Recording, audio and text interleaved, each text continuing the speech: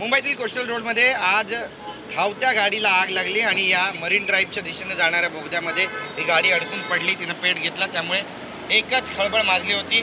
जवळपास 2 ते 3 हजार गाड्या या ठिकाणी अडकून पडल्या होत्या आणि याचे परिणाम स्वरूप आपण पाहतोय की संपूर्ण मुंबईतील, दक्षिण मुंबईतील जे रस्ते आहेत त्या ठिकाणी आता मोठी वाहतूक कोंडी झालेली आहे. काही गाड्या रस्त्यांमध्ये बंदसुद्धा पडलेल्या आहेत. ही सगळी दृश्य आपण पाहतोय. मी सध्या पेडर रोडला आहे आणि या ठिकाणी आपण पाहतोय मोठी वाहतूक कोंडी या ठिकाणी झालेली आहे. वाहनांचा जो वेग आहे तो मंदावलेला आहे.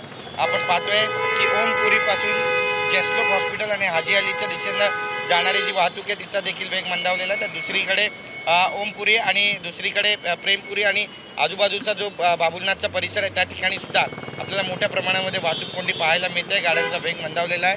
सगळ्यात महत्त्वाचं म्हणजे कोस्टल रोडमध्ये ज्या गाड्या अडकल्या होत्या त्या गाड्यांना आता दुसरीकडून मार्ग करून दिला जातो आणि त्याचे परिणाम या संपूर्ण वाहतुकीवर आपल्याला होताना दिसत आहेत. मी ज्या ठिकाणी उभा आहे तो रस्ता जो आहे तो हँगिंग गार्डनकडून जेस्लोकच्या दिशेने जातो आणि त्या ठिकाणी सुद्धा आपल्याला मोठ्या प्रमाणामध्ये वाहतूक कोंडी पाहायला मिळते. एकंदरीतच पेडर रोड असू द्या, हाजी अलीचा रस्ता असू द्या किंवा पीडी रोड असू द्या किंवा भुलाबाई देसाई रोड असू द्या, या संपूर्ण रस्त्यावर सध्या मोठ्या प्रमाणामध्ये वाहतुकीची कोंडी झालेली आहे आणि पुढच्या 1 तासापर्यंत ही वाहतूक कोंडी राहील. त्यामुळे मुंबईकरांनी पर्यायी मार्गाचा अवलंब करावा असं आवाहनसुद्धा वाहतूक विभागाकडून करण्यात येतं. कॅमेरा पर्सन योगेश गुरवसह गिरीश गायकवाड, TV9 मराठी, मुंबई.